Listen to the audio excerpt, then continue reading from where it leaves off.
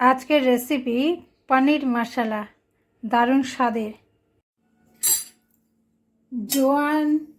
জোয়ান, গোলমরিচ, কাশ্মীরি লঙ্কা, গরম মশলা, লেবু, কাসুরি মেথি, হলুদ, চাট মশলা, আদা, রসুন, এইগুলো দিয়ে রোস্টেড বেসন, টক দই, ক্যাপসিকাম, টমেটো, পনির, তেল আর পেঁয়াজ দিয়ে একসাথে ভালো করে মেখে রেখে দিতে হবে। এইভাবে মেখে রেখে দিতে হবে 10 মিনিট। সাদা তেল দিয়েছি, এবারে ম্যারিনেট পনিরগুলো দিয়ে দিতে হবে।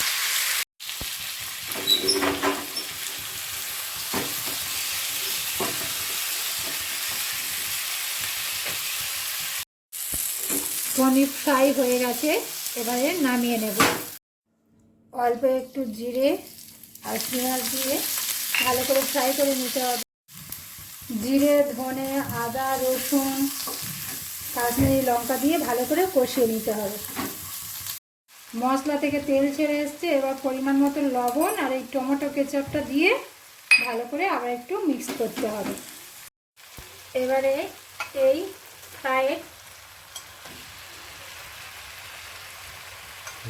এবারে একটু এই মশলা ধোয়া জল দিয়ে দিলাম, দিয়ে আর একটু ফুটতে দিতে হবে।